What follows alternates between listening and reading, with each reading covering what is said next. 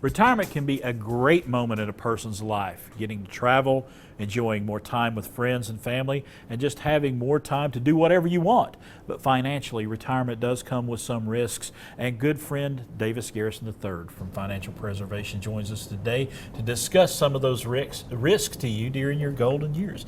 And there truly is some there, and we've discussed some of those in the past with longevity risks being the number one. Right. Longevity risk is number one, and it's basically a multiplier of all of the risks, because the longer you live, the more apt you are to need long-term care.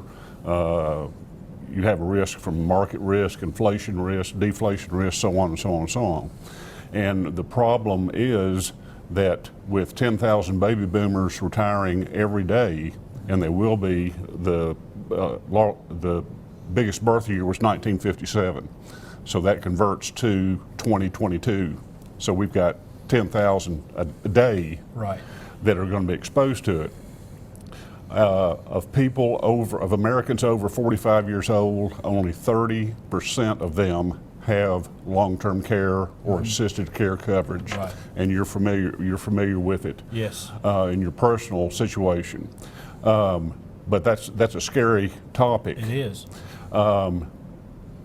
Especially with the baby boomers retiring.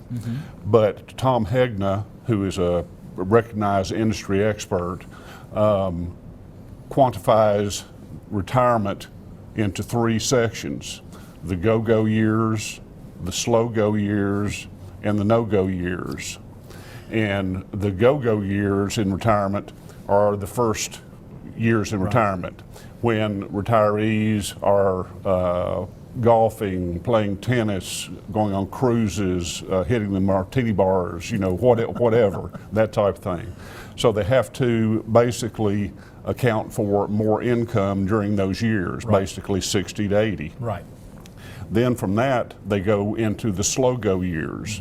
They still do the same things, basically, but at a much reduced pace.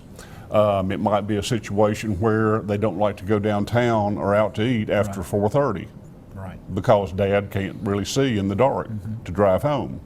And so there's adjustments that have to be made there. And then subsequent to that are the no-go years. And basically they're exactly what it states. They don't leave the house until they actually leave the house, if you know what I mean. Yes. But long-term care, a lot of people do not, our parents did not buy it, and a lot of baby boomers do not buy it, because the thought of paying premiums for 30 to 40 years and not necessarily needing them was a damper. So recently, in the recent past, insurance companies have been innovative, and they've come out with long-term care policies with a return of premium rider, that if you do not use the long-term care, you get the premiums back.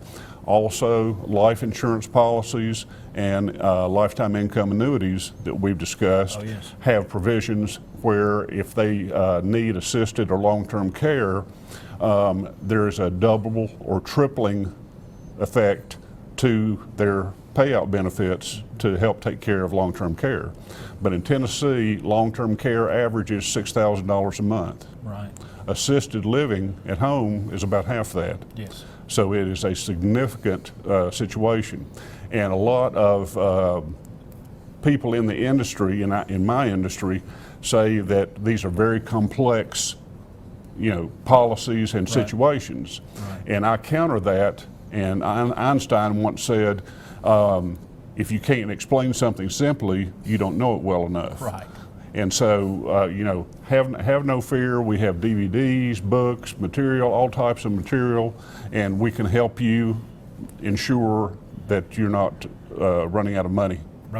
Real quickly, I want to ask you one thing. If someone has the opportunity, I know that when I sign up for insurance, there's a menu of things that I can sign up for. If they have that opportunity to sign up for long-term care on there, you highly encourage them to do that. Oh, most definitely. With 80 million baby boomers going into retirement, we ought to be building long-term care facilities. If had any sense. All right. Davis, appreciate you, buddy. Great advice. Thanks as always. Great information as always. Preservation Financial Group, there's all the information. You need to give them a call today if you're getting ready for retirement or in retirement right now. The preceding portion of Daytime was sponsored by